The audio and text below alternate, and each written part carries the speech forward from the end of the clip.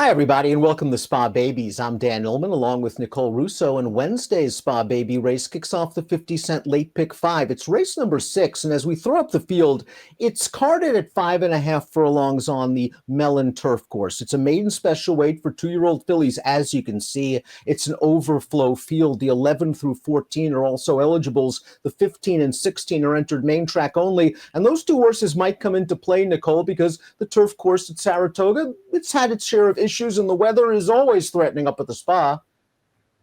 Yeah, and got a good amount of rain on Sunday into Monday in Saratoga, some rain overnight on Monday, more rain expected overnight Tuesday into Wednesday. So I would say there's a pretty good chance that this race might come off the turf, particularly with an eye toward protecting the course for the Grade 1 4-star Dave that's coming up this weekend as the highlight of this weekend's action at Saratoga. So I think we, as you pointed out, do have to seriously consider that this race might come off the turf, and I'm going to approach it that way. And if the horses, again, from the main track only list get in, the 16 solved the puzzle 2-1 on our colleague David Aragona's morning line. Expected to take money. She's trained by Chad Brown. She's by the excellent first out sire, Bolt d'Oro. The good news about Spa Babies is we give you pedigree, dirt, turf, and we'll start things off with one of two fillies trained by Michael Maker. That's Buttercream Babe, a $140,000 yearling, sold up for $180,000, and she breezed a swift furlong in 10 seconds flat at OBS April. She's by Twirling Candy, who's sensational with young horses, whether it's turf or dirt, 18% with juvenile debut runners, and there's a lot of sprintability on the bottom of this pedigree. Absolutely. I like seeing Corfu, who is a graded winner, sprinting on dirt at Saratoga, I believe, as a 2-year-old in the immediate family there. Twirling Candy, such a versatile sire, does a little bit of everything, and a good 5 furlong work on the main track here. Dam's also a half-sister in New York Central who won the Maryland Sprint, a graded race on dirt. This is the family of Peace Rules, who was a sensational, long-winded dirt horse back in the day for Bobby Frankel. So dirt or turf, Buttercream Babe seems primed for her debut. The two is Tap the Keg. She already has prior racing experience. She raced once on dirt at Saratoga. She didn't break very well, kind of rushed up and tired. I might want to give her a mulligan for that race. She's by Tapatur, kind of a turf and synthetic pedigree on the bottom, although a half-brother did do well sprinting on dirt in Japan.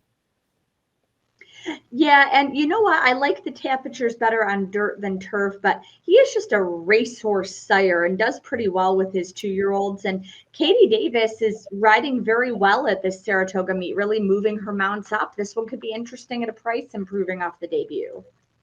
Another experienced runner is the number 3, Lyrical Pardon. This is a gray filly by Triple Crown winner Justify, who sold up for $300,000 as a yearling. The Dam was a grade 3 stakes place dirt sprinter, lots of dirt in the family, and no surprise that she made her debut on dirt at Ellis Park. She tired that day, but she did finish ahead of 2 next out maiden graduates on turf, and as we see, Tom Amoss does very, very well with these kind of horses.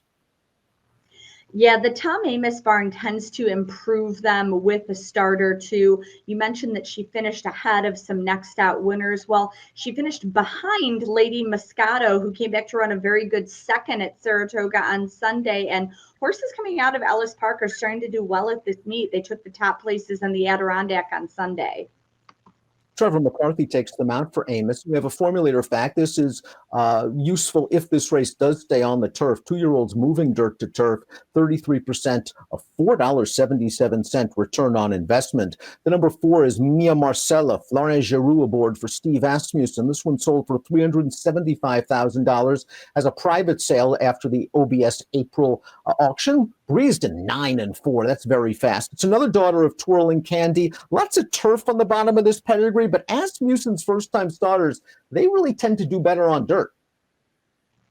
Yeah, I think that's absolutely a fair assessment of the barn. There is a lot of turf in the female family, and that Fast Breeze did come on a synthetic track at OBS. But again, Twirling Candy, a versatile sire. They can run on anything. The number 5 is Reagan's Version. This is a daughter of European stallion Oasis Dream. Reagan's Version sold for $162,000 as a yearling overseas. Just a family of top turf and 2-year-old horses in the female side. Bred both sides for turf. I really respect Cherie DeVoe. I think she's a sensational young trainer, but it'll be interesting to see if Reagan's Version can handle dirt if this race is washed off. Yeah, I think you hit the nail on the head there. I think Cherie DeVoe is having a terrific season, especially in New York. But this horse is bred on both sides for turf with Oasis Dream over a Kodiak mare.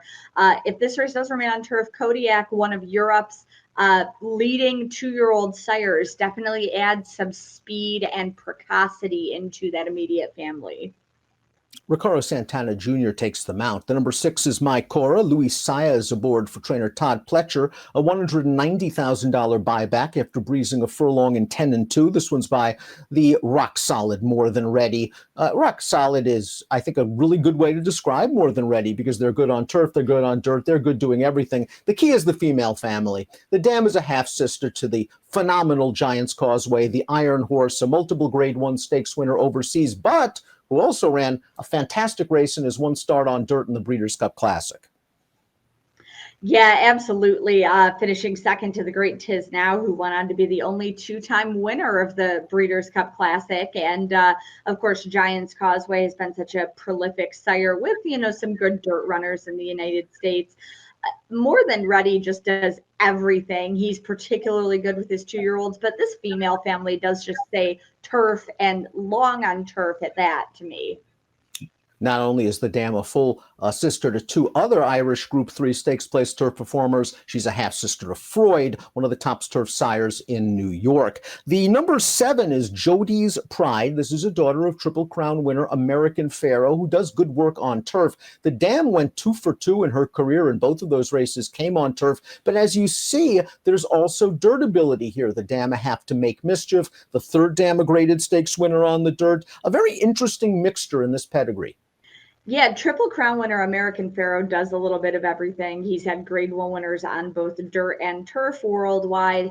I do tend to like them a bit better going longer in general, but he does have that Grade 1 winning dirt sprinter American Theorem on his resume, dirt in the female family to back him up, and Jody's Pride has some sharp works at Saratoga on the main track. And she's trained by a very underrated conditioner. That's Jorge Abreu. We have a formulator fact in case this race stays on the turf. 2-year-old turf sprinters debuting at Saratoga. Not an easy place to win with a first-time starter. Abreu doing very well, 33%, almost a $5 return on investment. The number 8 is Z-Train. And talk about a European turf pedigree. This is a $163,000 yearling. She sold overseas. Tell us a little bit about her sire Churchill, a son of the great Galileo. A son of the great Galileo, who of course is such a classic turf route type stallion, but Galileo, Churchill really showed, some speed himself, and he seems to be imparting that on his progeny. And you see a lot of turf sprint ability in this female family as well to back it up. Z-Train, I perhaps like this pedigree best for a turf sprint if this race does remain at its original carding.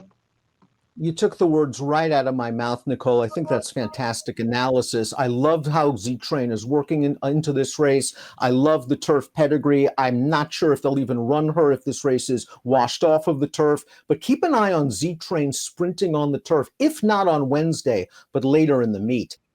The number 9 is Housefly. This is an Irish-bred filly who sold for $237,000 overseas as a yearling from the family of Arc de Triomphe winner Sola Mia, all turf here. Tell us a little something about Knight of Thunder, who stands overseas.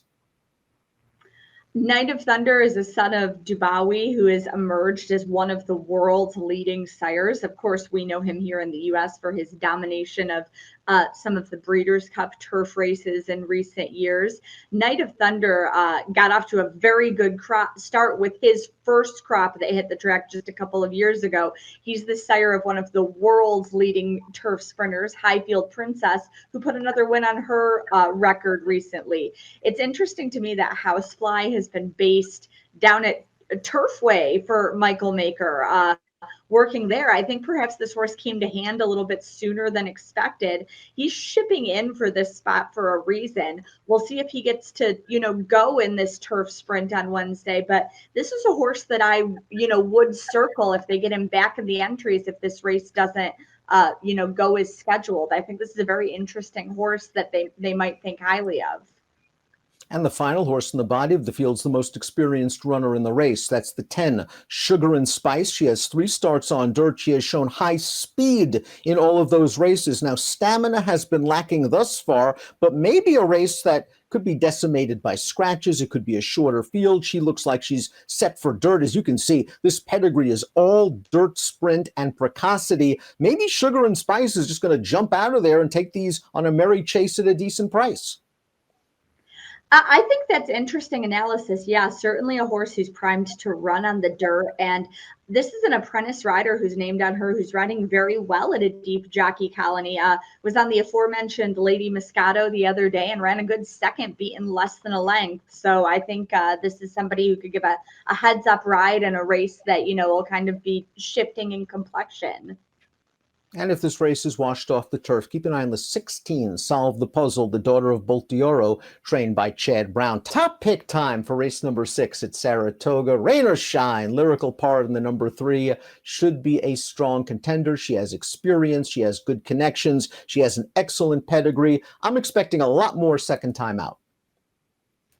Yeah, and you know what? I would like this filly if this race either was on turf or on dirt. She's got a bit of both in her pedigree. She finished behind and ahead of some nice horses. There's clear class there. She comes from Ellis for a barn that tends to improve them with a start. And as that formulator fact pointed out, has a pretty good ROI going dirt to turf. So whether this race gets washed off or whether this race remains on turf, I think there's a lot to like here. Jody's Pride, the number 7, is by American Pharoah. I kind of leaning towards American Pharoah towards turf right now, and I think you made a good point about maybe a little bit of a longer distance, but there is some dirt on the bottom of this pedigree. I respect the Jorge Abreu barn. I'm going to take a chance with Jody's Pride. 3279 for Nicole, 7834 for me in our Wednesday Spa Baby race. Turf or dirt, it's going to be a good one kicking off the 50-cent late pick 5. Good luck.